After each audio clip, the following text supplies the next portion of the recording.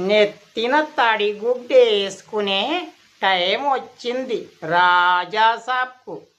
నేను చెప్పాను రాజకీయాలంటే అంత ఆషామాషీ కాదని.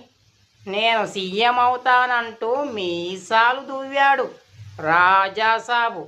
ఇప్పుడేమయ్యింది? ఎమ్మెల్యేగా కూడా డిపాజిటు గోవింద అయిపోయింది. కత్తి పట్టుకొని వేల మంది తలకాయలు నరుక్కుంటూ పోయి సామ్రాజ్యాలను గెలవడం కాదు రాజాసాబ్.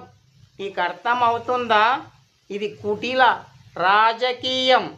అర్థమయ్యిందా? ఇక్కడ నవ్వుకుంటూనే తలకాయలు కోసేస్తారు. అందుకే మళ్ళీ రాజాసాబ్ నీ రాజరికమే మాకు కావాలి.